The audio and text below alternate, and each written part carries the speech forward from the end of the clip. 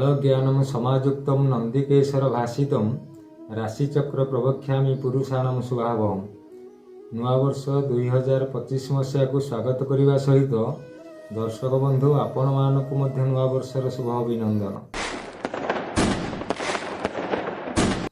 ये नूआ वर्ष 2025 मसीहाटी आपण मानक पई किपरि कटिबो आज आम आलोचना करवा मेष राशि ठारू मीन राशि पर्यंत 12टी राशि राशिफल यही वार्षिक राशिफल कार्यक्रम माध्यम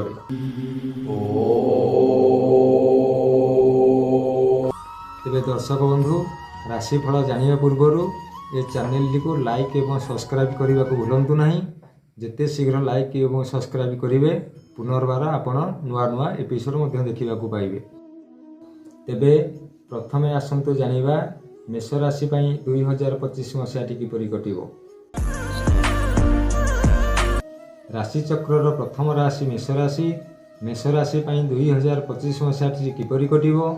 मेष राशि वर्तमान मई मास पर्यंत द्वितीय बृहस्पति भोग होगा सहित शनिकर एकादश स्थिति आपन को शुभ फल प्रदान करिवो, जहाँकि 2025 मई मास पर्यंत आपण प्रत्येक कार्य सफलता पाइबा सहित आर्थिक लाभवान हो पारे। नूतन वाणिज्य व्यवसाय शुभारंभ करने सहित जानवाहन क्रय करें। गृह शुभ कार्यर आयोजन कर सफलता लाभ करेंगे। एतद व्यतीत मई मास ठारू आपण राशि बृहस्पति तृतीय भाव में अवस्थान करने हेतु आपण साधारणतः किसी खर्चांत वृद्धि पाइब। दूरयात्रा व्याघात सृष्टि हेब, तथापि आपण वर्षटी प्रायतः शुभ फल प्रदान करिवो। तेणु दर्शक बंधु मेष राशि वर्षर अशुभत्व ग्रहर खंडन करने निमंते आपण प्रत्येक गुरुवार दिन भगवान विष्णुंकर दर्शन करंतु एवं बृहस्पतिंकर गायत्री ओम ब्रूम ब्रूम ब्रूम बृहस्पतये नमः दैनिक 7 थर जप करने सहित प्रत्येक गुरुवार दिन हलदिया वस्त्र परिधान करी हलदिया खाद्य बा बेसन निर्मित कौन खाद्य कसरा जीवों को खाइबा को दिंतु। आपण वर्षटी शुभ फल प्रदान हो। तेबे दर्शक बंधु राशिचक्र द्वितीय राशि वृष राशि। ये वृष राशि 2025 मसीह किपरि कटिबो आसंतु जानिबा वृष राशि विषय।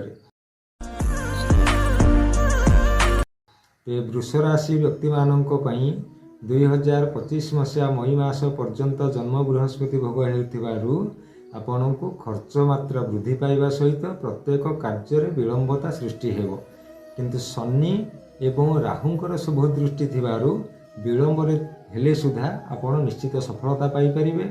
किंतु मई मास ठारू आपण राशि द्वितीय बृहस्पति अवस्थान करुथिबारु वर्षटी अत्यंत शुभ फल प्रदान करिवो। पारिवारिक सुख लाभ होगा सहित आर्थिक अवस्था सच्छलता घटिव। गृह शुभ कार्य तथा पुत्र कन्या विवाह आदि शुभ कार्यर आयोजन करेंगे।